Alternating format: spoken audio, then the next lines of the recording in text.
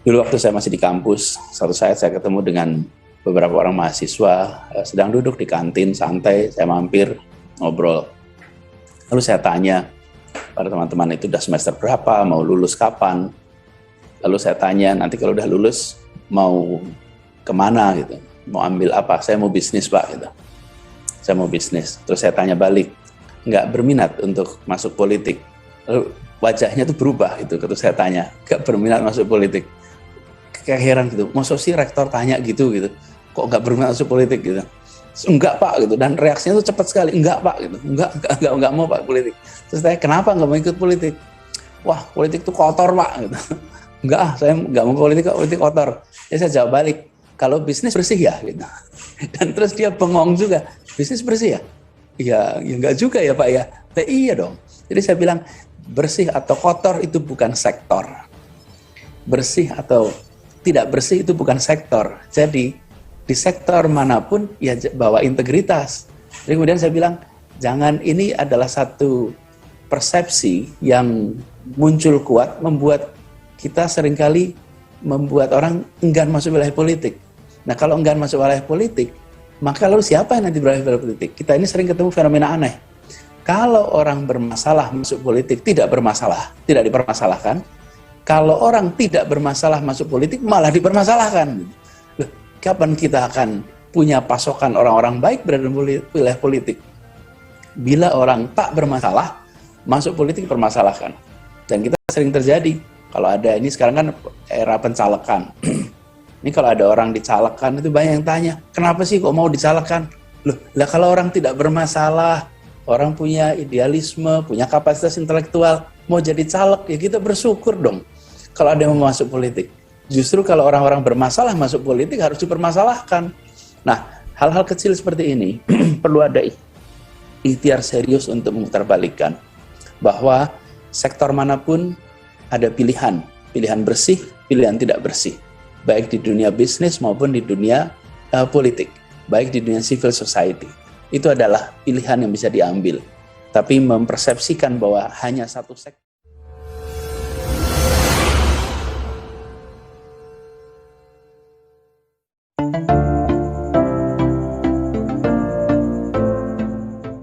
Bersama kita bangkit. Paparan dari Gubernur DKI Jakarta, Bapak Dr. Anies Rashid Baswedan, kami persilahkan. Baik, terima kasih. Assalamualaikum warahmatullahi wabarakatuh. Waalaikumsalam warahmatullahi wabarakatuh. Selamat siang, salam sejahtera untuk semuanya. Yang saya hormati Pak Dr. Hidayat Wahid, Wakil Ketua MPR dan Wakil Ketua Majelis Syuro Partai Keadilan Sejahtera, seluruh jajaran pengurus Partai Keadilan Sejahtera yang hadir di dalam kegiatan peringatan Sumpah Pemuda ini, juga Mas Burhanuddin Muhtadi, pembicara panelis pada siang hari ini, hadirin semuanya. Pertama terima kasih atas undangan untuk bisa ikut berpartisipasi, dan insya Allah ini menjadi peringatan Sumpah Pemuda yang mengingatkan kita semua tentang sejatinya Sumpah Pemuda. Kita ingin garis bawahi bahwa disebut muda itu sesungguhnya bukan semata-mata karena umur, tapi juga karena cara pandang. Apabila yang dibicarakan adalah masa lalunya, maka dia sesungguhnya sudah tua. Apabila yang dia bahas adalah tentang masa lalunya, maka dia sesungguhnya sudah tua. Tapi bila yang dibahas adalah masa depannya, maka dia sesungguhnya masih muda. Dan apabila yang dia pikirkan adalah tentang masa depan, maka sesungguhnya masih muda. Jadi bagi generasi yang hitungan tahunnya itu ditentukan oleh hitungan kalender, maka kita akan bisa dengan mudah mengatakan usia 20, usia 30, usia 40. Tapi kalau kita berbicara tentang muda dan tua, maka angka itu tak bermakna. Kalau ada orang-orang yang bicara dengan mulai kata dulu, maka sesungguhnya dia sudah tua. Kalau bicara tentang insya Allah ke depan, maka sesungguhnya dia masih muda. Nah, insya Allah yang berada di tempat ini, itu perspektifnya adalah masa depan. Karena itulah disebut sebagai generasi muda. Lalu, di sini tadi ada tema yang dijadikan bagian dari diskusi, peluang politik muda dalam dunia politik serta urgensi penyiapan dan pembinaan diri sebelum menjadi politisi. Teman-teman semua, terutama teman-teman muda yang aktif di dalam forum ini, saya ingin barangkali garis bawahi bahwa kata penyiapan dan pembinaan diri itu yang akan perlu jadi perhatian secara serius. Bahwa memilih berada di arena manapun harus ada persiapan, harus ada penyiapan diri. Kalau kita bagi, ada arena perekonomian, ada arena public policy dan politics, dan ada arena civil society, 3 arena utama di dalam masyarakat. Maka bagi siapapun yang mau masuk salah satu arena itu, tentu saja harus ada persiapan. Saya rasa unsur yang sangat penting di dalam menjalani semua adalah pengalaman, keseriusan untuk mengikuti kegiatan organisasi. Karena itu bagi teman-teman aktivis mahasiswa atau yang sedang kuliah, longgarkan waktu untuk bisa ikut di dalam berbagai kegiatan organisasi. Karena ini menjadi bekal di dalam berinteraksi, di dalam mengelola masyarakat. Saya sering analogikan bermasyarakat seperti berenang. Belajar berenang itu bisa dikerjakan di kolam renang, tapi bisa juga dikerjakan di samudra. Kalau belajar di kolam renang itu kedalamannya terukur, suhunya terukur, arusnya terukur. Tapi kalau mau berenang di samudra, itu kedalamannya tidak terukur, arusnya tidak terukur, suhunya tidak terukur. Samudra itu adalah masa pasca kuliah. Jadi ketika masa kuliah, fokuskan pada pengembangan. Dan disitulah belajar berenang, belajar untuk bisa mengarungi lautan, mengarungi tantangan. Nah, bagi teman-teman yang masih kuliah, dorong untuk bisa beraktivitas secara amat serius.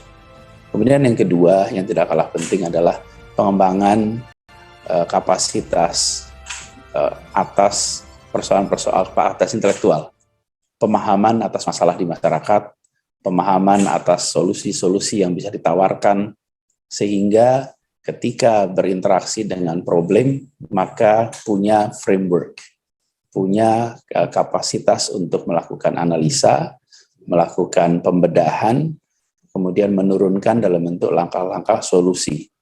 Karena aktif di dalam politik bukan semata-mata bicara tentang berada di dalam pemegang kekuasaan, tapi aktif dalam politik artinya membawa misi. Dan misi itu adalah, kita tahu kalau kita berada di republik ini, misinya adalah untuk melaksanakan perintah konstitusi yang ada 4 tujuannya: memajukan kesejahteraan umum, mencerdaskan kehidupan bangsa, melindungi setiap tumpah darah, dan juga terlibat aktif di skala global. Jadi 4 tujuan bernegara, 4 janji kemerdekaan itu harus dipahami dan kemudian dimiliki kapasitas intelektual yang cukup untuk bisa menerjemahkan itu dalam bentuk kebijakan-kebijakan, dalam bentuk usulan-usulan langkah. Sehingga berpolitik adalah juga membawa misi teknokratik. Berpolitik adalah juga membawa misi kebijakan. Lalu yang berikutnya adalah terkait dengan integritas. Salah satu hal penting yang menurut saya harus dijaga pada saat ini adalah berada di dalam wilayah publik dan menjaga integritas dengan baik.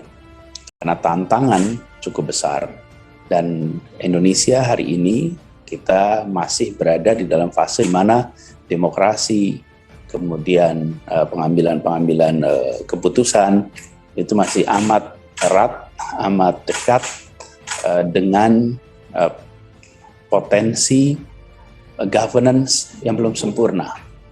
Karena itulah integritas itu menjadi penting untuk kita satu sisi membangun, memperbaiki sistem governance, tapi di sisi lain integritas pribadi dijaga. Dan itu mulainya dari mana? Mulainya ketika masih belia, di mana itu secara serius dijaga. Sehingga kompetensinya meningkat, kemudian yang kedua integritasnya kuat, dan yang faktor berikutnya adalah kedekatan dengan problem-problem di masyarakat. Bagi aktivis, bagi mereka yang terlibat dalam urusan-urusan masyarakat, pasti dekat, pasti berinteraksi dengan masyarakat. Kedekatan ini perlu untuk bisa menjaga agar kita tahu suhu yang senyatanya ada di masyarakat. Suhu dalam artian temperatur, suhu dalam artian suasana batin, perasaan, kebutuhan, aspirasi. Dan kedekatan ini harus terus-menerus dijaga, dibangun. Belum tentu menciptakan persepsi kedekatan, tapi mengetahui tentang kedekatan ini penting sekali. Sehingga bagi teman-teman muda yang masuk dalam wilayah politik, maka dia nantinya akan membawa tema-tema, akan memperjuangkan urusan-urusan yang menjadi kepentingan orang banyak. Teman-teman muda yang saya hormati, mudah-mudahan ini bisa menjadi bekal, pemantik untuk diskusi, dan insya Allah nantinya akan lebih banyak lagi anak-anak muda yang mau berada di wilayah politik. Terakhir saya ingin ceritakan sedikit sebuah pengalaman ilustratif.